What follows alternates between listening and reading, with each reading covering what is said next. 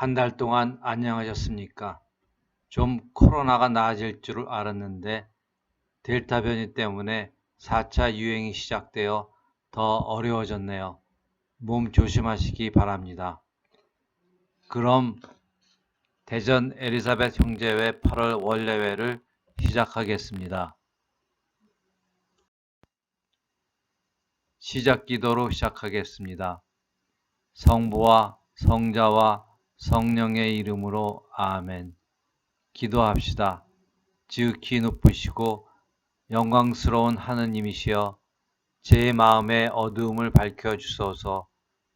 주님 당신의 거룩하고 진실한 뜻을 실행하도록 올바른 신앙과 확고한 희망과 완전한 사랑을 주시며 지각과 인식을 주소서. 아멘. 성부와 성자와 성령의 이름으로 아멘.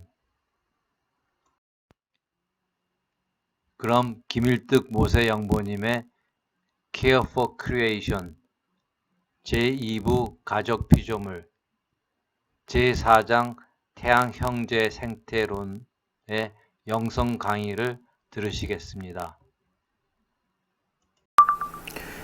네, 평화를 빕니다. 2021년 8월 대전 지구 엘리사벳 형제회 원래회 강의 시작하도록 하겠습니다. 제가 지금 저희 수련 형제들과 함께 제주도에 와 있습니다. 제주도에서 노동 체험을 하고 있는데 우리 지금 수련자들과 함께 제가 노동을 해야 하는데 수련 형제들에게 제가 지금 강의를 녹화해야 한다라고 말씀을 드리고 양해를 드리고 혼자 지금 방에 있습니다. 제주도는 굉장히 시원하네요. 여기 글라라 수녀원은 30도를 넘지 않아서 지금 에어컨도 틀지 않고 아주 조용히 잘 강의를 들을 수 있을 것 같습니다. 우리가 지난 시간들까지 살펴본 내용을 짤막하게 제목만 그 전에 제가 뭔가를 또 하나 써놨네요. 우리가 피조물에 대한 가치를 이제 우리가 피조물의 의미와 가치를 계속해서 이 강의를 따라가면서 이제 살펴보게 될 텐데 일단 짤막한 두 문장을 마음에 새기고 지나가도록 하겠습니다. 일리아 델리오 수녀님, 지금 우리가 살펴보고 있는 이 책의 공저 중에 한 분이신데 피조물을 제대로 알아보는 만큼 그만큼 회개합니다라는 말을 합니다.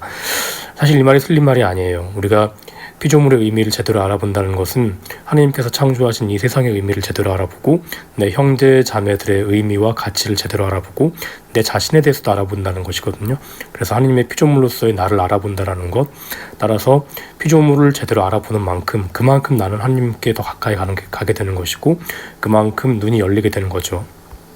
그리고 교황 베네디토 16세는 이런 말을 합니다. 평화를 이루려면 피조물을 보호하십시오. 그렇죠. 하느님이 내신 이 피조물의 의미를 무시하거나 알아보지 못하고 그것들을 우리 인간의 이익이나 탐욕이라는 관점에서만 바라보고 다루게 된다면 당연히 평화는 오지 않게 됩니다. 네, 이제 우리가 지금 살펴보고 있는 이 프란치스칸 지구 영성 혹은 Care for Creation이라는 이 책의 내용, 지금까지 살펴본 내용을 보면요. 먼저 서론을 이야기했고요. 그리고 제1부 1장 생태와 피조물에 대해서 살펴보았고 그 다음에 1부 2장 피조물은 하느님의 집이라는 주제에서 살펴보았고 1부 3장 이제 그것을 어떻게 구체화하고 어떻게 기도할 것인가까지 함께 이야기를 나누어 보았습니다. 이제는 다시 부를 넘어서요. 제2부 가족 피조물로서의 그런 내용을 살펴보겠습니다. 1부는 이제 피조물이 하느님의 집이라는 그런 주제였고 제2부는 이제 피조물은 하느님의 집인데 특별히 우리가 가족 관계를 맺고 있다라는 점을 살펴보게 될 것입니다. 그 중에 오늘 첫 번째로 이제 과학적인 부분, 과학이라고 해서 어려운 것은 아니고 우리가 옛날에 다 배웠던 내용들을 이제 프란치스칸적인 관점에서 과학적인 그런 내용을 살펴보는 것이죠. 그 내용을 볼 텐데요. 4장입니다. 우리 태양 형제의 노래의 생태론이라는 주제로 살펴보겠습니다. 태양 형제의 노래는 프란시스코 성인이 생애 마렵에 직접 곡을 붙여서 작곡한 노래인데요. 이 태양 형제의 노래의 생태론이라는 주제로 피조물이 우리와 어떻게 가족 관계를 맺고 있는지를 과학이라는 측면에서 쉽게 한번 살펴보도록 하겠습니다. 일단 지구상의 모든 피조물들은 홀로 고립되어 존재하지 않습니다. 그건 여러분도 마찬가지고 나도 마찬가지입니다. 모든 피조물들은 서로 간에 굉장히 역동적인 관계성 안에서 존재하고 있어요. 이러한 사실은 옛날 태양 형제의 노래를 작곡했던 프란치스코 성인이나 현대 생명과학이 공통적으로 동의하고 있는 바입니다. 태양 형제의 노래를 보면 피조물은 서로 간에 의지하고 있다라는 점을 잘 드러내요. 왜 그러냐면 자신만의 특정한 역할이 있어요. 그 역할이 빠지면 굉장히 큰 위험에 처하게 되죠. 예를 들어서 불이 가지고 있는 역할이 빠지면 우리는 존재할 수 없죠. 물이 가지고 있는 역할이 빠지면 우리는 존재할 수 없습니다.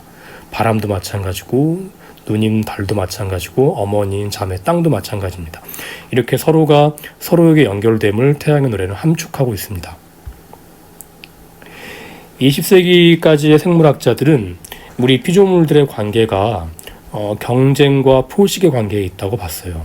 그래서 먹느냐 먹히느냐의 관계에 있다고 본 거죠.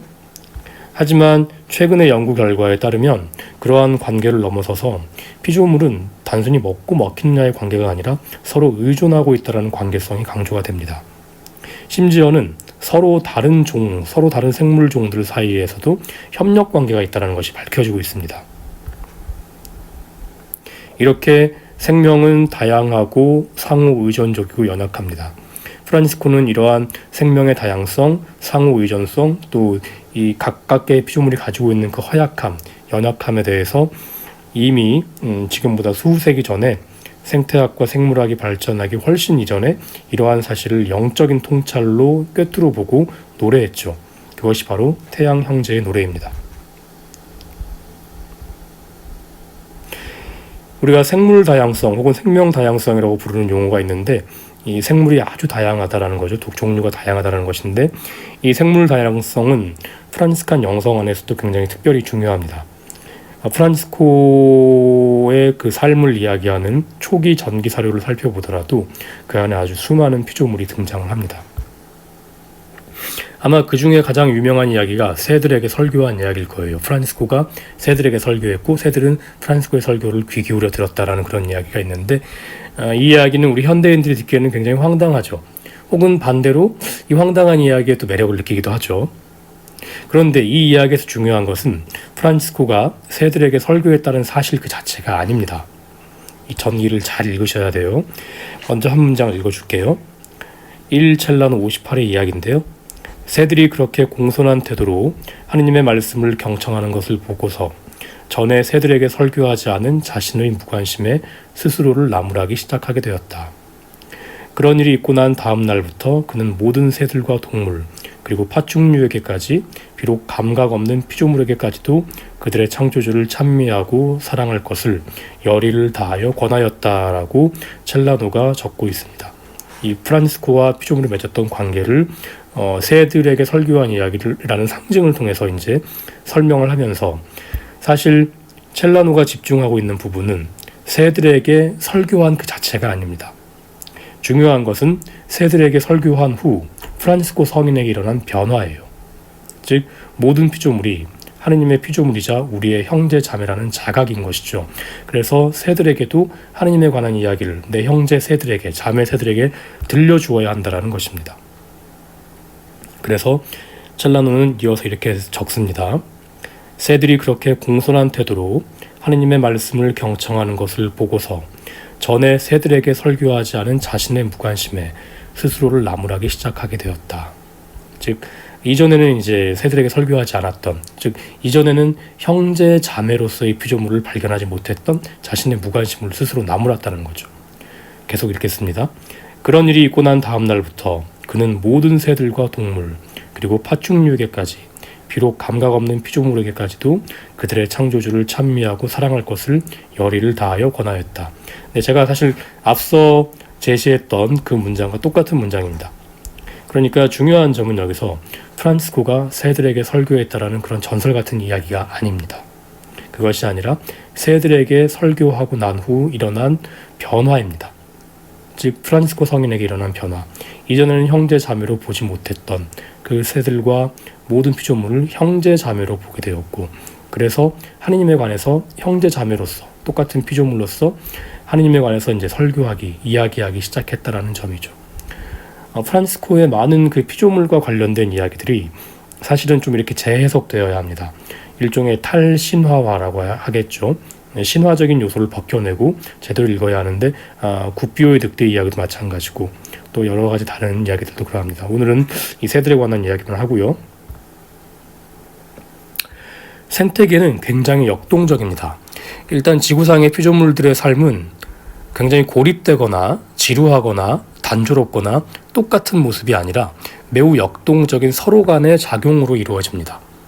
제가 지금 제주도에 와 있고 글라라 수녀원 와보신 분들은 아시겠지만 그 한라산으로 올라가는 그 약간 중턱쯤이라고 보시면 되는데 수많은 피조물들이 저희가 작업을 할 때 왔다 갔다 해요. 그리고 서로 간에 다른 종들끼리 서로 간에 어떤 그런 뭐라고 할까요? 반응들을 주고받는 것을 봅니다. 이 각각의 피조물들은 각각 자신만의 방법대로 자신을 새롭게 하고 또한 자신만의 방법으로 다른 피조물들이 살아가게끔 도와줍니다. 그리고 더 나아가서 생태계의 삶이 더 다양하게 만들고 있습니다. 하느님께서 그렇게 창조하셨어요. 예를 들어서요. 눈이 내린 겨울이 지나면 그 자리에 작은 습지나 못이 형성이 돼요. 그리고 철새들이 이 자리로 날아와서 자신도 모르게 물고 온 씨를 뿌립니다. 혹은 묻혀온 씨를 뿌리죠. 그러면 식물들이 자라납니다. 이 식물을 먹는 곤충들이 모여들죠. 그리고 나서 이 곤충을 먹는 새들이 몰려듭니다. 즉 서로 다른 다양한 종류의 피조물들이 자신도 모르는 사이에 서로를 돕는 그렇게 서로 간에 의지하는 모습을 보여줍니다. 이와 같이 물이나 흙 등은 홀로 가지는 특별한 지위는 없지만 특별한 생태적인 지위가 없을 수는 없게 보이지만 마치 그렇진 않지만 아무튼 자신의 역할에 충실하기만 하면 서로에게 연결이 되고 이렇게 서로에게 연결될 때 비로소 자신의 의미를 찾게 되는 것입니다. 또 다른 예를 들어볼게요. 땅속의 벌레들은 흙을 파헤쳐서 자그마한 그 굴들을 만들어요. 그리고 이 만들어진 굴 속으로 공기가 들어오고 또 습기가 들어오게 됩니다. 그리고 이 곤충들은 돌을 부숩니다. 부숴서 좋은 흙을 만들어내고 이 좋은 흙을 만들어내는 미생물들의 삶을 돕는 거죠. 이것은 곧 인간을 돕는 것과 같습니다. 그리고 사실은 인간뿐만 아니라 전체 생태계를 돕고 있습니다. 왜냐하면 질 좋은 토양을 생산해내기 때문에 그 위에서 자라나는 여러 가지 식물들도 마찬가지로 돕고 있는 거죠. 그래서 많은 유기농 종사자들은 땅속의 지렁이 개체수를 보고 땅의 질을 판단한다고 합니다. 땅속의 지렁이가 적당량 차 있을 때 그 땅은 보다 더 기름지고 보다 더 숨통이 트이고 보다 더 습기가 원활하게 왔다 갔다 하기 때문에 그 땅의 질이 좋고 농사가 잘 될 그런 가능성은 높은 땅으로 판단이 되는 거죠. 식물들의 예를 들어보면 식물들은 홀로 번식하지 못해요. 홀로 번식하지 못하고 동물, 특히 벌에게 의존합니다. 이 꽃가루에 담긴 단백질, 꽃가루가 이제 단백질을 포함을 하고 있는데 단백질로 벌을 유인하죠.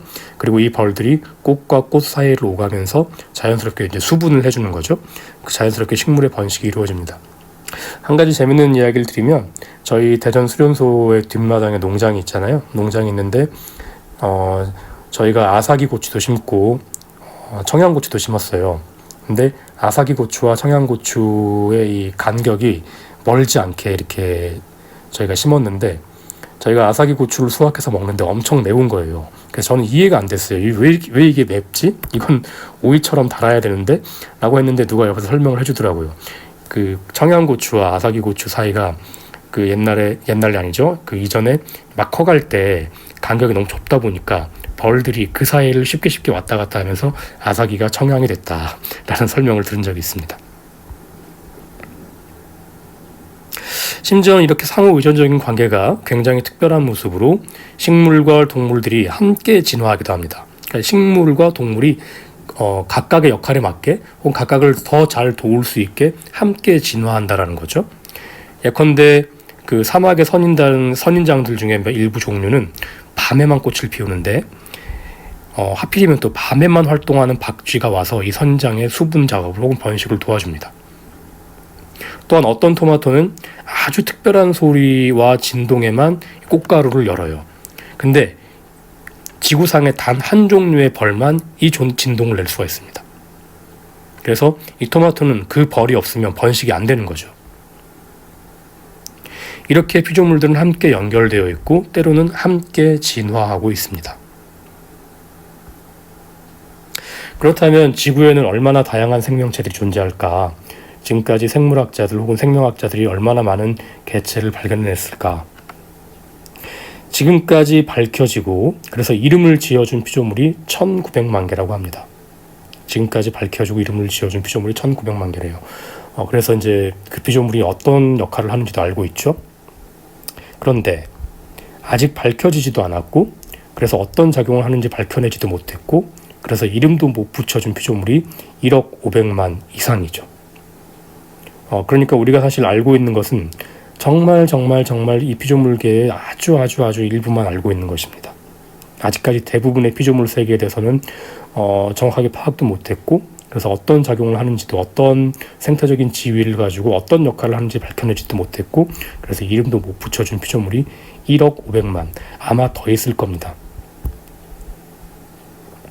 즉 지구상에 존재하는 대부분의 피조물들의 정체는 아직도 연구되어야 할 과제입니다.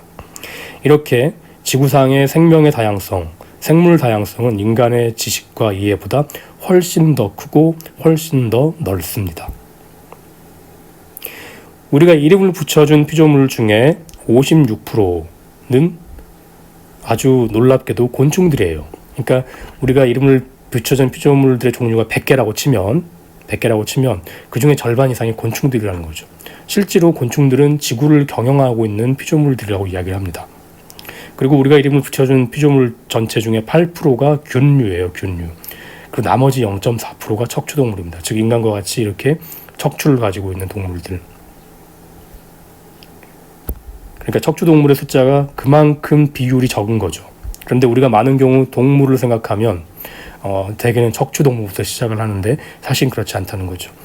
이 동물들 중에 가장 많은 포션을 차지하는 그런 동물 피조물은 곤충입니다. 생태계를 실제로 경영하고 있는 혹은 생태계를 실제로 돌아가게끔 하는 역할을 하는 피조물들은 곤충과 균류와 박테리아입니다. 이 곤충이나 균류와 박테리아가 없으면 우리는 건강한 땅을 가질 수가 없고 땅이 없으면 식물과 동물이 서식할 수도 없고 따라서 인간도 살 수 없습니다. 그런데 우리는 많은 경우 곤충과 균류와 박테리아의 역할을 모르거나 알고 있더라도 무시하는 경우가 많습니다만 사실은 이들이 지구를 경영하고 있습니다. 그래서 중요한 것이 서식지 보존의 중요성입니다. 우리 인간도 또 우리 인간 사회도 역시 생태계와 생물의 다양성에 의존하고 있습니다. 깨끗한 물, 비옥한 땅, 그리고 그에 따르는 식물과 동물들. 즉 깨끗한 물이 있고 비옥한 땅이 있을 때 그에 맞는 식물과 동물, 건강한 식물과 동물이 자라게 되는데 이렇게 모든 피조물들은 각자의 자리에서 자기 역할을 하고 서로 간에 생명을 주고받는 데서 작용을 해요. 이것이 지금까지는 잘 유지가 되어 왔다라고 믿고 있죠. 그런데 이 시스템이 깨지고 있습니다. 그런데 이 모든 시스템이 깨지면 결국 인간 사회 역시 존재할 수가 없습니다. 당연하죠. 기본이 사라지는데 우리를 떠받치고 있는 기본 자체들, 땅이 사라지고 우리의 어떤 그런 식량 체계가 사라지면 인간 사회가 존재할 수가 없죠. 그런데 이러한 생명의 다양성을 유지하기 위해서는 반드시 피조물의 서식지를 보존해야만 합니다. 현재는 생명 다양성, 생물 다양성의 위기를 살고 있어요. 2006년, 벌써 이게 15년 전이죠. 2006년 현재 약 4만여 종의 피조물들이 멸종되었습니다. 곧 멸종될 위기의 피조물은 16,000여 종에 이릅니다. 아마 지금 2021년이니까 이 중에 상당수가 멸종이 되었겠죠. 이러한 멸종은 대부분 피조물들의 서식지가 사라짐으로써 발생합니다. 많은 서식지가 경작되거나 포장되거나 아예 사라져버렸거나 쓸려나가 버렸습니다. 이 모든 그 서식지 보존의 파괴가, 서식지의 파괴가 대부분 인간의 활동에서 비롯됩니다. 제가 몇 년 전까지만 해도 태국으로 출장 갈 일이 많았는데, 그 태국 수도원이 이제 한갓진 시골에 있었지만, 밤마다 박쥐들이 이렇게 찾아오는 거예요. 박쥐들이 와서 우리 수도원 앞에 있는 큰 나무에 이렇게 엉겨 붙어 있더라고요. 그래서 제가 물어봤습니다. 이게 정상적인 상황이냐고 하니까 형제들이 몇 년 전까지는 이러지 않았는데 언제부턴가 박쥐들이 이렇게 찾아오기 시작한다. 이제 그때 그 형제들도 그런 얘기를 했습니다. 아마도 이 박쥐들이 살아가던 공간이 논밭으로 경작이 되거나 혹은 도로로 바뀌거나 혹은 빌딩이 들어서면서 살 곳이 없어서 아마 이렇게 왔다 갔다 하는 것 같다 라고 얘기를 했습니다. 여러분들 잘 아시겠지만 박쥐는 인간과의 거리가 멀어야 합니다. 왜냐하면 박쥐 같은 경우에는 인간은 감당할 수 없는 여러 가지 그런 독감 바이러스라든지 코로나 바이러스를 몸에 담고 다니고 있어요. 박쥐의 체온이 높기 때문에 박쥐 안에서는 발병을 하지 않지만 이것이 이제 배출이 되면은 인간이나 다른 동물들에게 아주 막대한 피해를 미치죠. 그 중에 하나가 코로나19이기도 할 겁니다, 아마. 사실은 이렇게 거리가 멀어야 할 피조물들이 이제 거리가 가까워지면서 여러 가지 균형이 깨지고 인간 사회에도 굉장히 막대한 피해를 안겨주고 있고 지금 사실 우리가 그런 것을 체험하고 있는지도 모릅니다.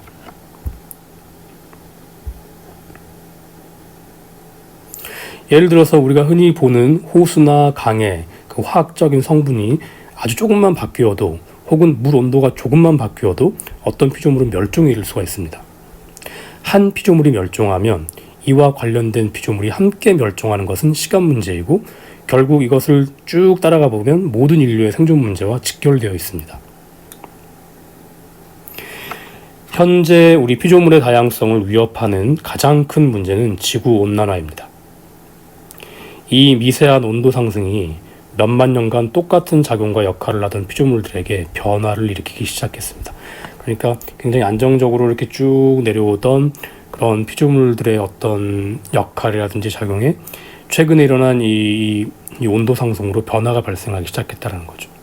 그 결과 피조물들의 서식지에 변화가 일어나고 그래서 자리를 옮기게 되고 때로는 멸종에 이르기도 합니다. 또한 농업이라든지 임업이라든지 축산업 혹은 어업의 산업화, 대량 획득을 위한 산업화주 역시 생명의 다양성과 서식지 보존에 치명적인 역할을 하고 있습니다. 가난한 나라들도 문제긴 해요. 가난한 나라들에서는 당장 지금이 급하니까 지금 한때를 견디기 위해서 미래에 대한 계획 없이 피조물들의 서식지에 직접적인 타격을 가하기도 합니다. 예를 들어서 폭탄을 이용해서 고기를 잡는다든지 물고기죠. 혹은 계획 없는 벌목 등이 그러합니다. 수중 생태계도 상당히 많이 파괴가 되어 있습니다. 그래서 이 수중 생태계 파괴를 통한 수중 그 생물들의 어떤 멸종도 지금 상당히 많이 발생하고 있다고 해요. 이것 역시 우리 인간에게 분명히 타격을 가하게 될 것입니다. 이에 대한 전통적인 두 가지 윤리적 해결법이 있는데요. 먼저 이 두 가지 윤리적 해결법을 살펴보고 그 다음으로 우리 프란시스칸적인 해결법을 보도록 하겠습니다. 두 가지 전통적인 윤리적 해결법을 본다면 첫 번째는 황금률입니다. 즉 네가 남에게 바라는 대로 남에게 해주어라. 네가 바라는 대로 지구에게 해주어라로 우리가 번역을 할 수 있겠네요. 물을 더럽히지 말라. 누군가 그 물을 마실 것이기 때문이다. 공기를 더럽히지 말라. 누군가 그 공기를 들어 마실 것이기 때문이다. 바닷속 모든 물고기를 다 잡아서는 안 된다. 미래 세대도 먹고 살아야 하기 때문이다.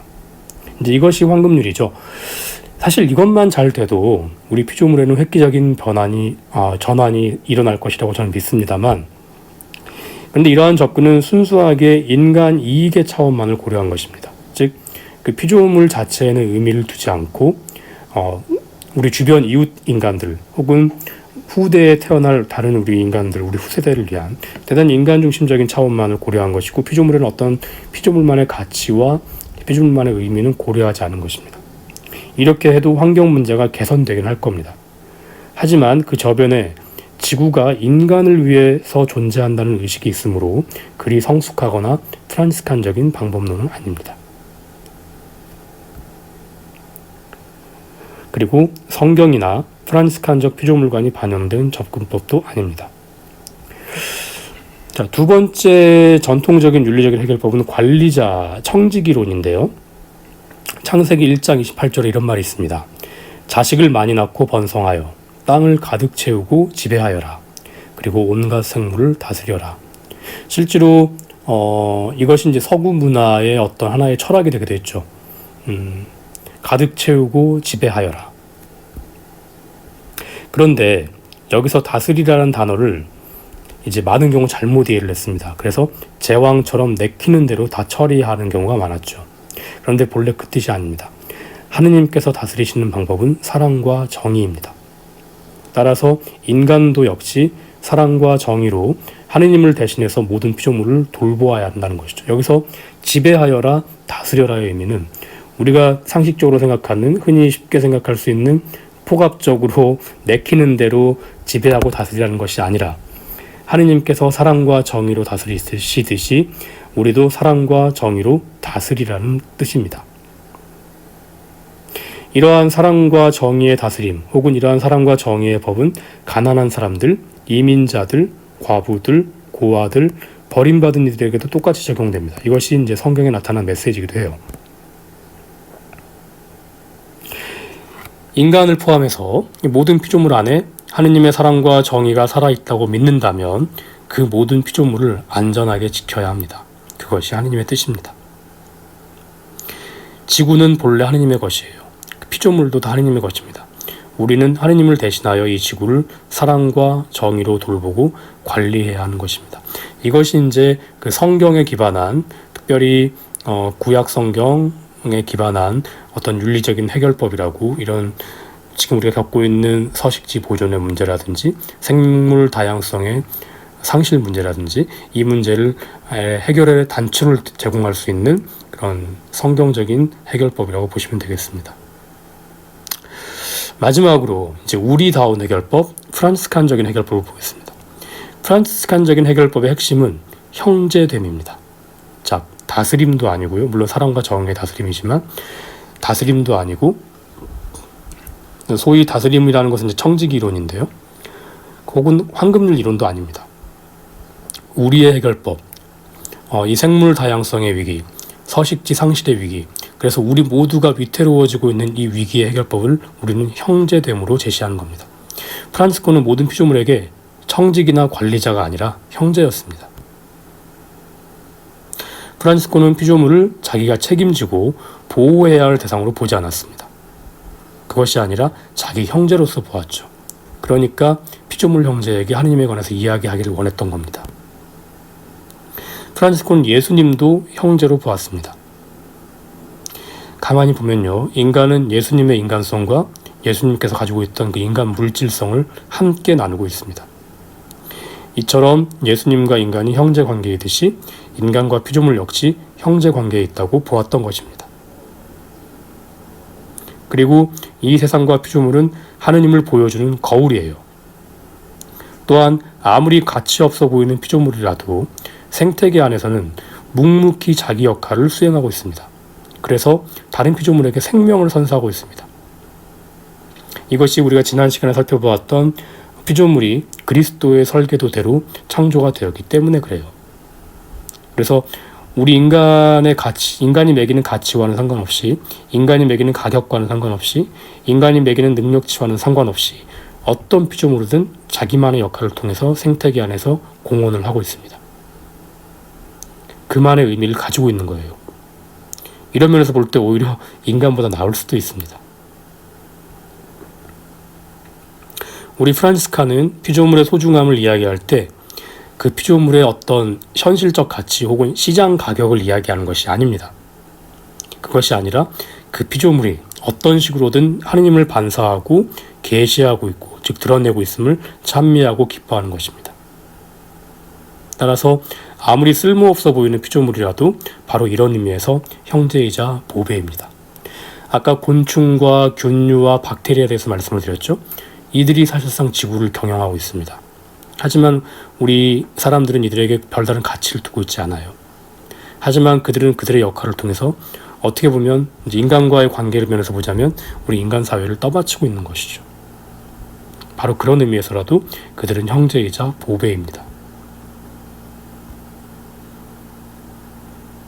자, 피조물로서의 인간의 첫 번째 의무는 창조주와 그분의 피조물들과 이 관계 안으로 들어가는 것입니다. 즉 창조주 하느님과의 관계 안으로, 또 그분이 창조하신 이 사랑스러운 피조물들과의 관계 안으로 들어가는 것이죠.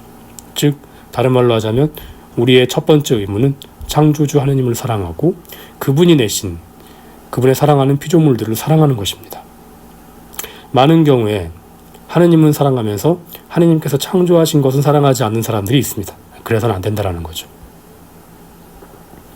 더 나아가서 우리는 모든 피조물들의 형제로서 우리 자신을 새롭게 정의하고, 즉 새롭게 우리를 이제 정의한다는 것은 파악하고 혹은 그렇게 규명하고, 모든 피조물들이 인간 앞에서 겸손하듯이 우리도 피조물에게 형제적 겸손으로 대해야 하고, 우리 모두가 하나의 피조물계, 전체 피조물계 안에 있음을 누리고 축복하고 기뻐해야 한다는 것이죠.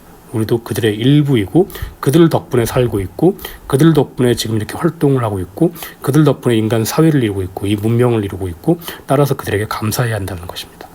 그리고 우리도 그들과 같은 피조물 중에 일부이고 이 형제적 관계를 축복하고 기뻐해야 한다는 것이죠. 그래서 피조물들을 경제적, 사회적 가치로서 따져보고 그 값에 따라 존중할 것이 아니라, 이제 이렇게 되면 피조물에 대한 뭐라고 할까요? 대책 없는 파괴가 시작되는 것이죠. 왜냐하면 나의 욕망, 나의 욕구에 따라서 이용 여부와 폐기 여부가 결정되기 때문에 그렇습니다. 그렇게 할 것이 아니라, 아무리 가치 없어 보이는 피조물도 기본적으로 하느님을 드러내는 성사다, 하느님을 보여주는 책이다, 인간의 이해와 상식을 뛰어넘는 가치가 있다는 것을 우리 말과 행동으로 살기 시작해야만 합니다. 이제 바로 그럴 때 지금 인류가 당면하고 있는 문제, 즉 서식지 보존의 문제라든지 생물 다양성의 위기라든지 이 문제를 이제 시작할 수 있는 길이 열리게 되는 것입니다. 자, 오늘은 제가 빠른 속도로 강의를 했는데요. 혹시나 잘 이렇게 놓치신 부분 다시 한번 들으시면서 하시면 되겠고, 또 내년에 또 이것이 또 책으로 번역이 완전히 끝나서, 저의 번역 작업이 끝나서 나오게 되면 다시 한번 더 깊이 있게 읽어보실 수 있겠습니다. 네, 오늘 수고하셨고요. 다음 달에는 또 어떻게 될지 모르겠지만 빨리 우리 코로나 위기를 벗어나서 결구를 마주하는 가운데 서로 간의 형제자매 애를 나눌 수 있는 기회가 올 수 있도록 빌겠습니다. 수고하셨습니다. 영성 강의 잘 들으셨죠? 다음엔 공지사항을 말씀드리겠습니다. 첫 번째로는 위령 봉사자는 김효식 형제님, 전례 봉사자는 대자정 자매님, 제대 봉사자는 박기순 자매님을 임명하였습니다.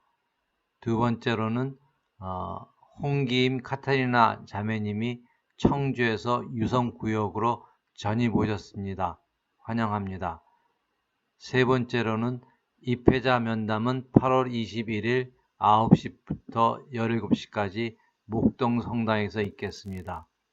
네 번째로는 서약자 면담은 9월 4일 9시부터 17시까지 목동 수도원에서 있겠습니다.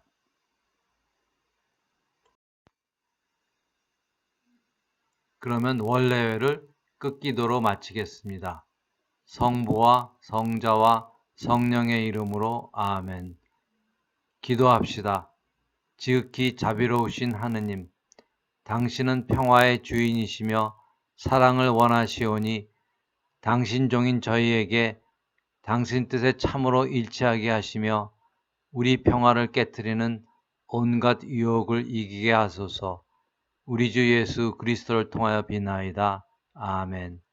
예, 그러면 한 달 동안 몸조심하시기를 빌면서 저희 원래회를 마치겠습니다.